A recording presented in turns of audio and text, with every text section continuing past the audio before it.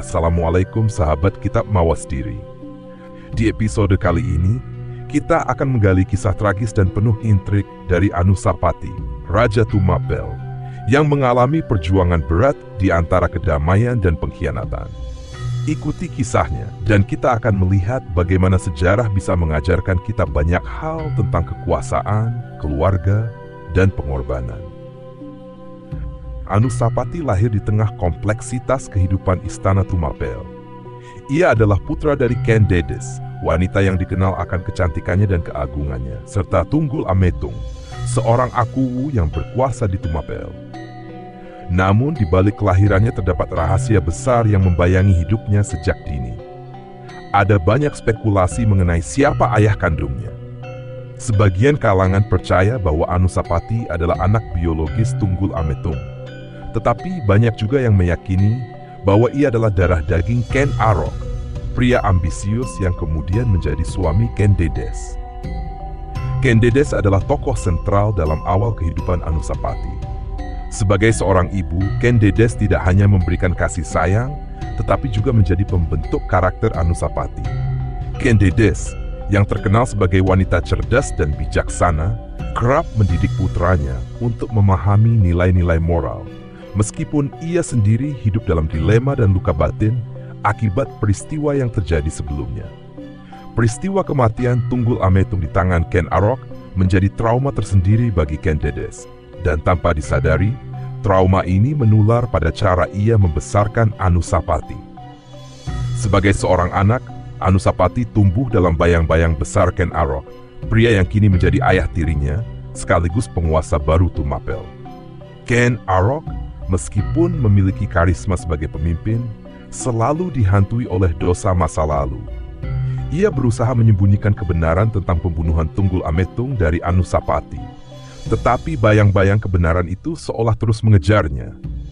Hubungan antara Anusapati dan Ken Arok tidak pernah benar-benar dekat. Ken Arok memperlakukan Anusapati dengan baik di permukaan, tetapi jarak emosional di antara mereka sulit untuk dijembatani. Anusapati tumbuh menjadi anak yang cerdas, tetapi penuh pertanyaan. Ia sering mendengar bisikan-bisikan dari lingkungan istana tentang kematian ayahnya, Tunggul Ametung, dan peran Ken Arok dalam peristiwa tersebut. Kendedes, meskipun tahu kebenaran, memilih untuk diam demi melindungi Anusapati dari konflik yang lebih besar. Namun diamnya Kendedes justru membuat rasa ingin tahu Anusapati semakin besar. Sejak kecil, Anusapati juga menunjukkan sifat yang berbeda dari Ken Arok. Ia cenderung pendiam, penuh perenungan, dan tidak terlalu ambisius. Ia lebih sering menghabiskan waktunya mendengarkan cerita-cerita para pendeta dan pembesar istana, seolah mencari jawaban atas kebingungannya tentang siapa dirinya sebenarnya. Dalam diam, Anusapati mulai merasakan bahwa ada sesuatu yang salah dalam hidupnya. Ken Arok, di sisi lain, berusaha membangun legitimasi kekuasaannya dengan melibatkan Anusapati dalam beberapa acara penting kenegaraan. Hal ini ia lakukan untuk menunjukkan bahwa Anusapati adalah penerus sah Tumapel. Namun, tindakan ini justru memperburuk hubungan mereka. Anusapati merasa seperti alat dalam permainan politik Ken Arok, sementara Ken Arok sendiri semakin dihantui oleh rasa bersalahnya. Pengaruh Kendedes tetap menjadi fondasi utama kehidupan Anusapati. Kendedes adalah simbol kekuatan dan ketahanan dalam menghadapi tekanan hidup yang luar biasa. Dalam banyak hal, ia menjadi pelindung bagi Anusapati, baik dari intrik politik istana maupun dari bayangan kelam masa lalu. Namun, pengaruh Kendedes juga tidak mampu sepenuhnya menjauhkan Anusapati dari takdir tragis yang kelak ia hadapi. Kelahiran Anusapati bukan sekadar peristiwa biologis, melainkan awal dari sebuah babak baru dalam sejarah Tumapel. Bayang-bayang misteri tentang siapa ayah kandungnya dan konflik batin yang ia warisi dari orang tuanya menjadi latar belakang yang membentuk perjalanan hidupnya. Sejak awal, takdir Anusapati telah ditulis dalam tinta gelap, menunggu saatnya untuk terungkap. Anusapati mewarisi takhta Tumapel dalam suasana yang penuh ketegangan. Ken Arok, ayah tirinya sekaligus pendiri dinasti yang kelak dikenal sebagai Singhasari, tewas dalam sebuah konspirasi berdarah. Kematian Ken Arok bukan hanya mengakhiri pemerintahan seorang penguasa yang ambisius, tetapi juga membuka jalan bagi Anusapati untuk naik takhta. Namun peristiwa ini tidak sekadar pergantian kekuasaan, ia menyimpan cerita kelam yang melibatkan dendam dan intrik politik. Ken Arok tewas akibat tikaman keris Mpu Gandring, senjata yang dahulu ia gunakan untuk menghabisi Tunggul Ametung, suami pertama Ken Dedes. Ironisnya, keris yang sama berbalik mengakhiri hidupnya sendiri. Anusapati, yang tumbuh dalam bayang-bayang pembunuhan ayah kandungnya, diduga mengetahui fakta ini. Namun, ia tidak pernah secara terang-terangan menunjukkan niat dendam. Sebaliknya, ia menggunakan waktu dengan hati-hati, menunggu saat yang tepat untuk menggantikan Ken Arok sebagai Raja Tumapel. Proses naiknya Anusapati ke takhta tidak terjadi dengan mulus. Sebagian bangsawan Tumapel memandangnya sebagai penerus yang sah karena hubungan darahnya dengan Ken Dedes, simbol keagungan dan kesucian. Namun pihak lain, terutama kerabat Ken Arok, meragukan kemampuannya. Mereka menganggap Anusapati tidak memiliki ambisi dan keberanian seperti ayah tirinya. Meskipun begitu, situasi politik yang kacau setelah kematian Ken Arok membuat Tumapel membutuhkan pemimpin baru, dan Anusapati akhirnya diangkat menjadi raja. Sebagai raja, Anusapati menghadapi tantangan besar. Ia harus mengukuhkan posisinya di tengah intrik politik istana. Para pendukung Ken Arok masih menyimpan kecurigaan terhadapnya. Sementara para bangsawan yang setia pada Ken Dedes berharap Anusapati dapat memulihkan martabat keluarga mereka. Anusapati memilih untuk bersikap tenang dan berhati-hati. Ia menghindari langkah-langkah agresif dan lebih fokus pada konsolidasi kekuasaan. Awal pemerintahannya ditandai dengan upaya untuk menjaga stabilitas Tumapel. Anusapati lebih memilih pendekatan diplomasi daripada konfrontasi. Ia membangun hubungan baik dengan para pemimpin daerah dan memastikan bahwa pemerintahan tetap berjalan tanpa gangguan besar.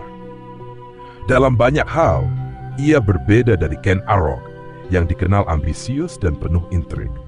Anusapati lebih sering terlihat sebagai raja yang memerintah dengan kehati-hatian, meskipun di balik itu, ia menyimpan rasa waspada yang mendalam terhadap musuh-musuhnya. Namun, pemerintahan Anusapati tidak lepas dari bayang-bayang keris Mpu Gandring.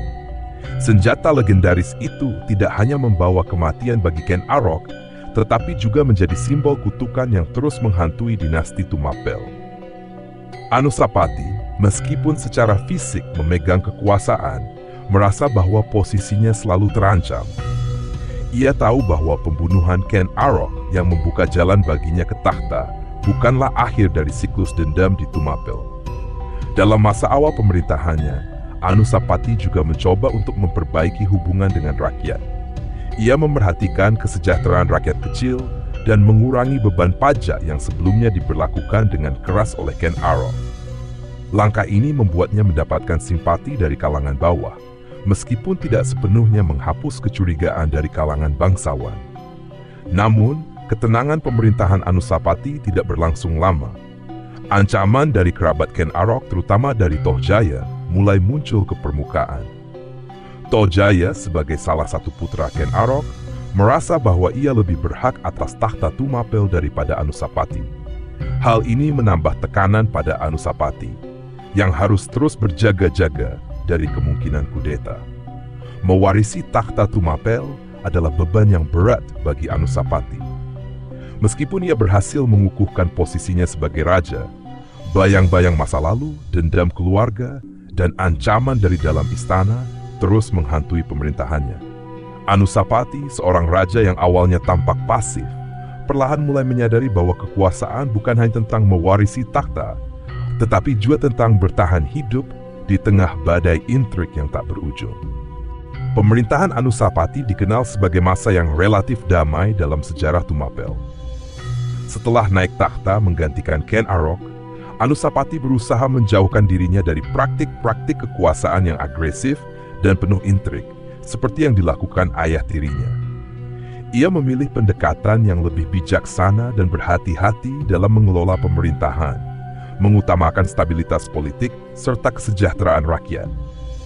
Salah satu kebijakan utama Anusapati adalah mengurangi tekanan pajak yang selama masa Ken Arok dirasakan memberatkan rakyat. Ia memahami bahwa kesejahteraan rakyat adalah fondasi utama bagi kekuatan sebuah kerajaan. Dengan langkah ini, Anusapati berhasil meraih simpati dari kalangan rakyat jelata. Para petani, pedagang, dan pekerja merasa kehidupan mereka lebih ringan dibandingkan dengan masa pemerintahan sebelumnya.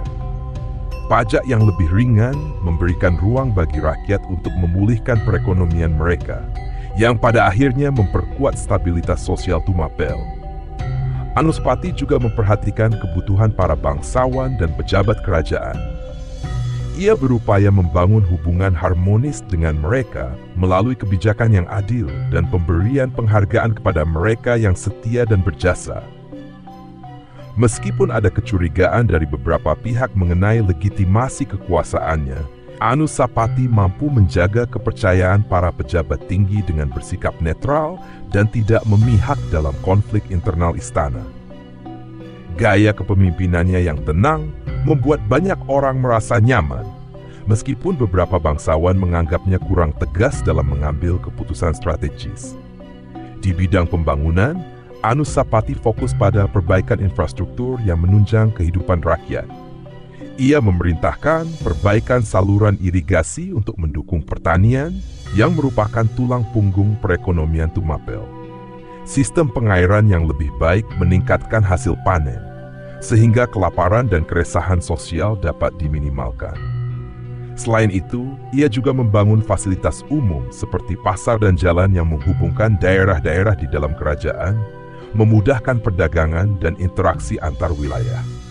Dalam urusan militer, Anusapati tidak menunjukkan ambisi untuk melakukan ekspansi wilayah seperti Ken Arok. Ia lebih memilih memperkuat pertahanan dalam negeri dan memastikan pasukannya tetap siap siaga untuk menghadapi ancaman dari luar maupun dalam istana. Kebijakan ini mencerminkan kepribadiannya yang lebih cenderung menjaga kedamaian daripada memicu konflik baru. Meskipun dikenal membawa kedamaian, pemerintahan Anusapati tidak sepenuhnya bebas dari tantangan. Hubungan dengan keturunan Ken Arok, khususnya Tohjaya, menjadi salah satu sumber ketegangan yang terus membayangi.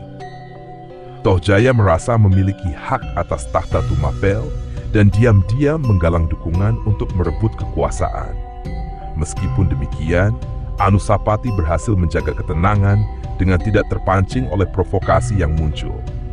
Hubungannya dengan rakyat jelata juga mencerminkan sifatnya yang sederhana. Anusapati sering turun langsung mendengarkan keluhan rakyatnya, sesuatu yang jarang dilakukan oleh raja-raja sebelumnya. Ia berusaha menunjukkan bahwa dirinya bukan hanya seorang penguasa, tetapi juga pelindung bagi rakyatnya.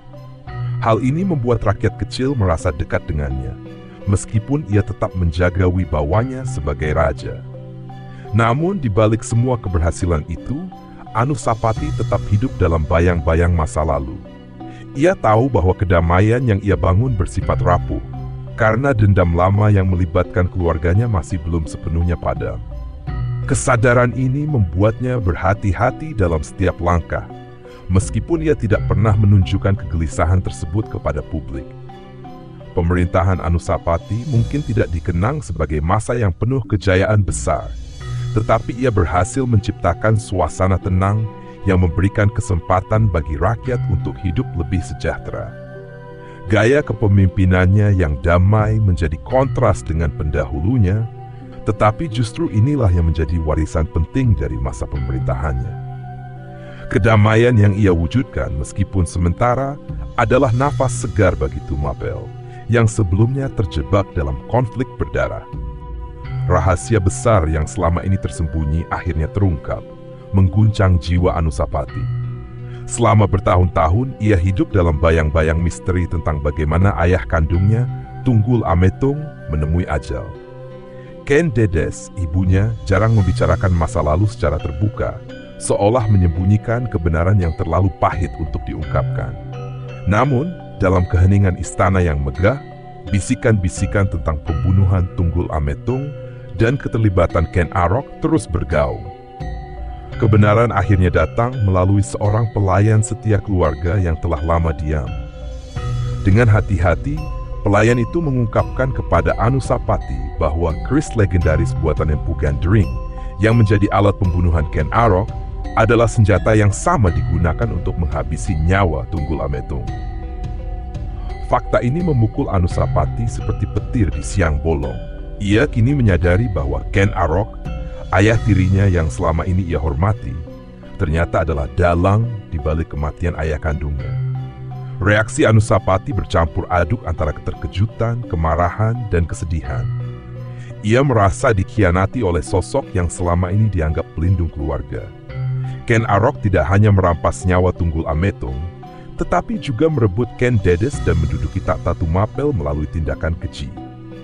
Anusapati yang selama ini memerintah dengan penuh kehati-hatian, mendapati dirinya berada di persimpangan antara memaafkan atau menuntut balas atas kejahatan masa lalu. Kenangan masa kecilnya bersama Ken Arok tiba-tiba terasa berbeda.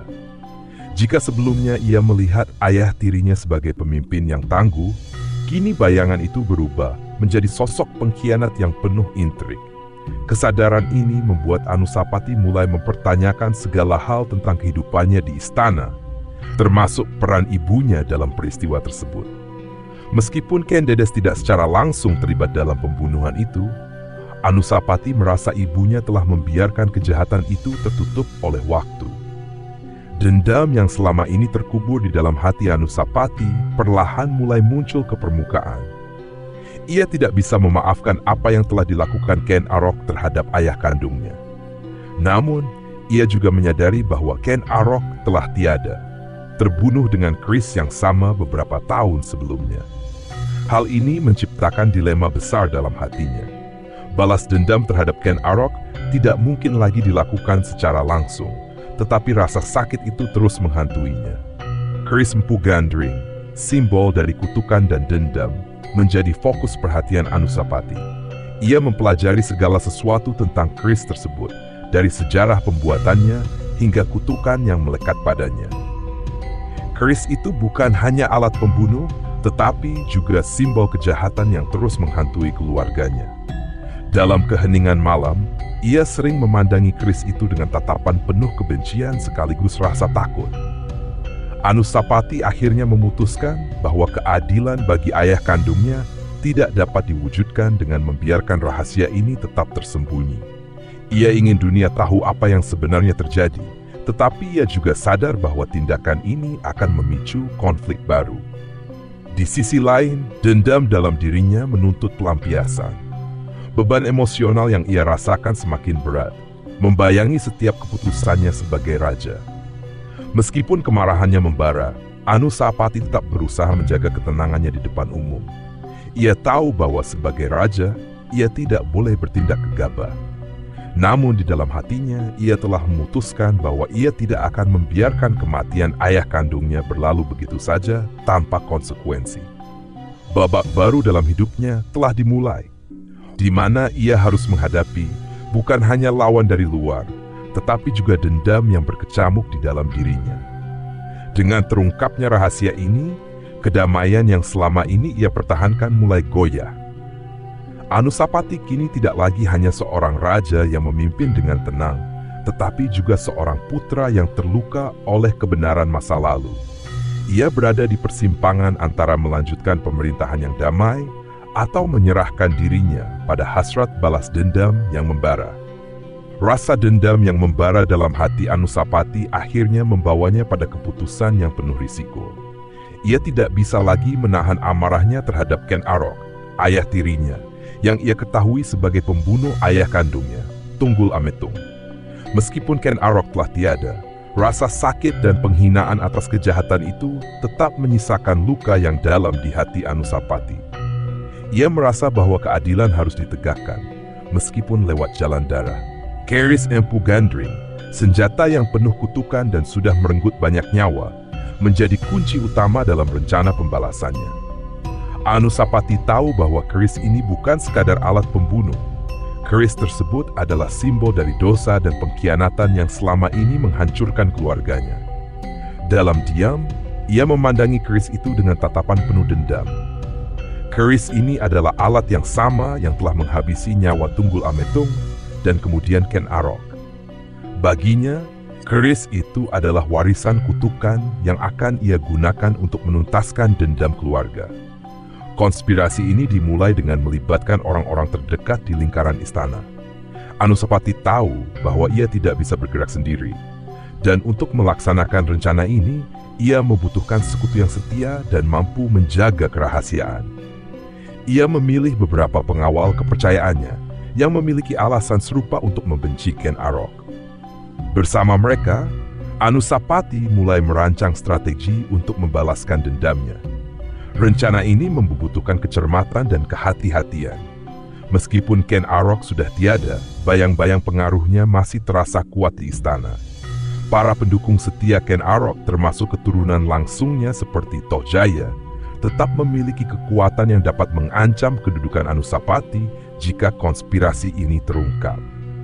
Oleh karena itu, Anusapati memastikan bahwa rencananya disusun dengan sangat rapi, tanpa meninggalkan jejak yang dapat menyeret namanya. Langkah pertama dalam konspirasi ini adalah memastikan bahwa keris Empu Gandring, yang telah lama disimpan di istana sebagai simbol kekuasaan, akan menjadi alat yang menyelesaikan dendam ini. Anusapati memerintahkan seorang pengawal kepercayaannya untuk mempersiapkan keris tersebut. Ia percaya bahwa kutukan yang melekat pada keris ini tidak hanya akan membalas dendam, tetapi juga memperkuat pesan bahwa dosa besar Ken Arok tidak akan pernah dilupakan oleh sejarah.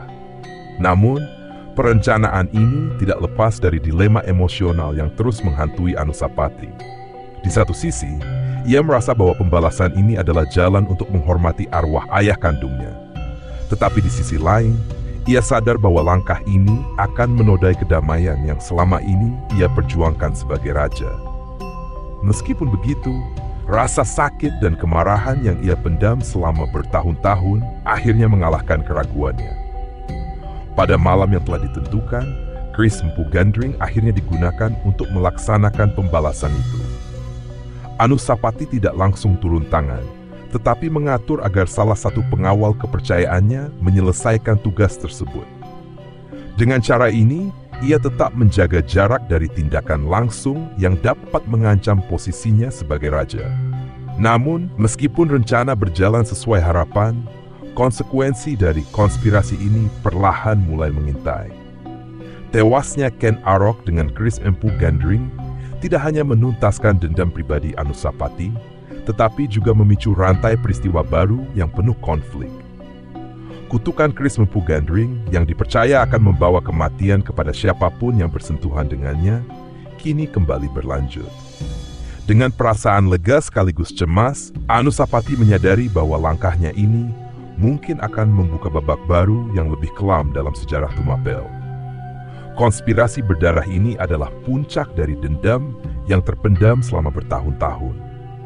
Meskipun dendam Anusapati terhadap Ken Arok telah terbalaskan, bayangan kutukan dan intrik politik mulai mengintai kedamaian yang ia bangun. Anusapati harus bersiap menghadapi konsekuensi dari tindakannya sendiri, karena darah yang tumpah jarang berakhir tanpa balasan. Dendam yang telah terbalaskan membawa kepuasan sesaat bagi Anusapati, tetapi seperti bayangan gelap yang selalu mengikuti, tindakan itu menanamkan benih malapetaka yang tak terhindarkan. Pembunuhan Ken Arok dengan keris Empu Gandring, meskipun dilakukan secara rahasia, tidak luput dari kecurigaan. Tohjaya, putra Ken Arok dari Ken Umang, segera mencium adanya sesuatu yang janggal. Ia menduga bahwa Anusapati berada di balik kematian ayahnya, meskipun tak memiliki bukti yang cukup untuk menuduh secara langsung. Tohjaya bukan sekadar keturunan Ken Arok. Ia adalah sosok yang cerdas, ambisius, dan penuh perhitungan.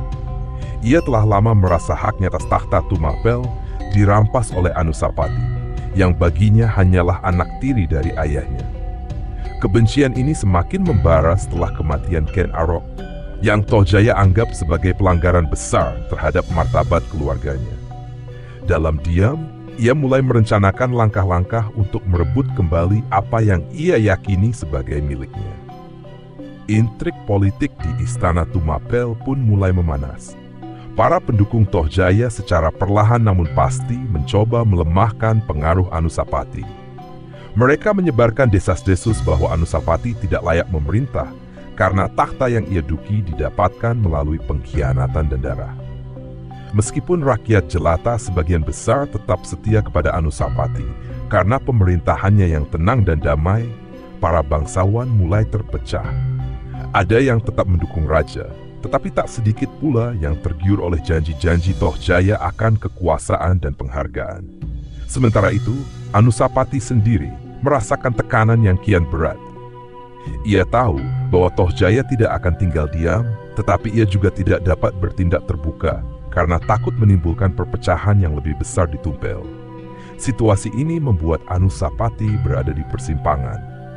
Ia berusaha mempertahankan pemerintahannya dengan mengambil kebijakan yang menunjukkan kekuatannya sebagai pemimpin. Namun, ancaman dari dalam terus menghantui, membuatnya waspada setiap saat. Tohjaya di sisi lain memanfaatkan rasa curiga dan ketakutan yang mulai menjalar di kalangan istana. Ia mengumpulkan pendukungnya, merencanakan sebuah kudeta yang akan mengakhiri pemerintahan Anusapati. Kudeta ini tidak dilakukan secara terbuka, tetapi melalui langkah-langkah yang terukur. Tohjaya menanamkan orang-orang kepercayaannya di lingkaran dekat Anusapati, dengan tujuan menggali kelemahan sang raja dan mencari celah untuk melancarkan serangan terakhir. Ketegangan mencapai puncaknya ketika Tohjaya akhirnya melancarkan rencananya.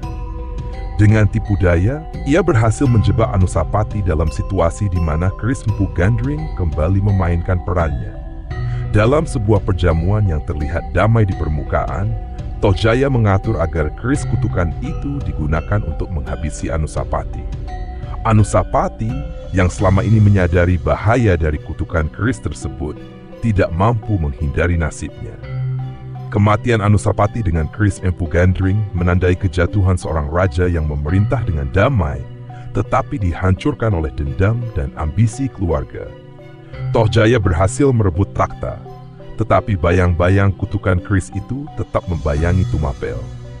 Kejatuhan Anusapati adalah bukti nyata bahwa dalam lingkaran dendam dan pengkhianatan tidak ada yang benar-benar menang. Intrik politik dan persaingan antar keluarga yang tak pernah padam telah membawa Tumapel ke ambang kehancuran. Kejatuhan Anusapati bukan hanya akhir dari seorang raja, tetapi juga awal dari masa penuh kekacauan di kerajaan yang dulu megah itu. Babak baru pun dimulai, di mana kutukan Kris Empu Gandring terus melanjutkan warisannya yang penuh darah.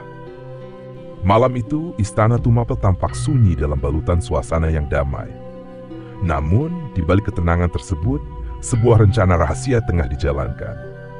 Tohjaya, salah satu keturunan Ken Arok, telah menyusun siasat untuk merebut takhta dari Anusapati. Langkah-langkahnya dirancang secara hati-hati, melibatkan para pendukung setianya yang diam-diam bekerja dari balik layar. Dengan memanfaatkan loyalitas para pejabat yang mulai goyah, Tohjaya merancang sebuah perjamuan istana. Acara ini dibuat untuk menciptakan kesan persatuan dan keharmonisan, sehingga tidak memancing kecurigaan dari Anusapati.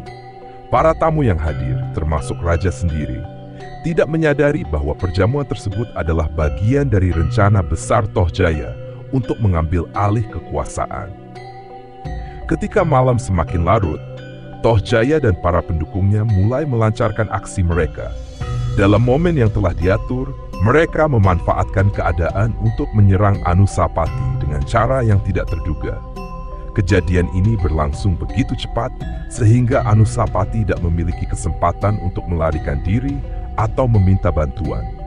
Kejatuhan Anusapati merupakan titik balik dalam sejarah Tumapel. Meskipun pemerintahannya dikenal membawa kedamaian dan stabilitas, intrik politik serta persaingan keluarga akhirnya menjadi jurang yang tak terhindarkan.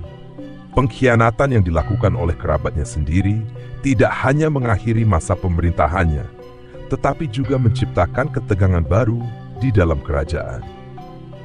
Dengan keberhasilannya merebut takhta, Tohjaya membuka babak baru dalam kisah Tumapel. Namun, peristiwa ini kembali mengingatkan bahwa perebutan kekuasaan yang didasarkan pada ambisi dan pengkhianatan tidak pernah benar-benar membawa kedamaian. Lingkaran dendam terus berputar. Meskipun masa pemerintahan Anusapati berakhir dengan tragis, dampak dari kepemimpinan dan perjuangannya tetap meninggalkan jejak dalam sejarah kerajaan Tumapel. Kehadirannya sebagai raja yang memerintah dengan damai menjadi bukti bahwa kestabilan sebuah kerajaan seringkali terancam oleh intrik dan konflik internal. Namun dalam perjalanan singkatnya, Anusapati telah memberikan contoh penting tentang bagaimana kebijakan yang bijaksana dapat membawa kesejahteraan bagi rakyat, meskipun tidak dapat menghindari perpecahan dalam lingkaran keluarga kerajaan. Warisan Anusapati bukan hanya tercermin dalam kebijakan-kebijakan yang ia buat, tetapi juga dalam pelajaran berharga yang diberikan oleh konflik keluarga yang melibatkan dirinya. Dendam dan pengkhianatan yang mengarah pada kejatuhannya menjadi pengingat bahwa kekuasaan yang diperoleh melalui pengkhianatan dan darah tidak akan pernah benar-benar membawa kedamaian. Meskipun demikian, pemerintahannya memberikan gambaran tentang bagaimana seharusnya seorang pemimpin bertindak untuk menjaga kedamaian dan kestabilan sebuah kerajaan. Dalam konteks lebih luas, kisah Anusapati memperlihatkan dinamika perebutan kekuasaan yang seringkali melibatkan peran keluarga dan hubungan darah. Konflik-konflik semacam ini tidak hanya terjadi di Tumapel, tetapi juga menjadi bagian dari sejarah panjang kerajaan-kerajaan di Nusantara. Pelajaran yang bisa diambil adalah pentingnya menjaga persatuan internal dan menghindari kebijakan yang memicu permusuhan antara anggota keluarga atau golongan dalam kerajaan. Pada akhirnya, meskipun Anusapati tewas di tangan orang-orang yang seharusnya ia percayai, warisannya tetap hidup dalam cerita yang terus diceritakan. Konflik dan pengkhianatan yang menghiasi kisah hidupnya menjadi bagian tak terpisahkan dari sejarah yang mengajarkan bahwa pengorbanan untuk perdamaian seringkali disertai dengan harga yang sangat mahal. Terima kasih telah mengikuti perjalanan sejarah Anusapati bersama kami di Kitab Mawas Diri. Semoga kisahnya dapat memberikan kita refleksi tentang pentingnya menjaga integritas dan memahami kompleksitas dalam setiap langkah yang diambil. Jangan lupa untuk subscribe, like, dan share video ini agar lebih banyak orang yang dapat mengambil hikmah dari sejarah. Sampai jumpa di kisah-kisah menarik lainnya. Wassalamualaikum.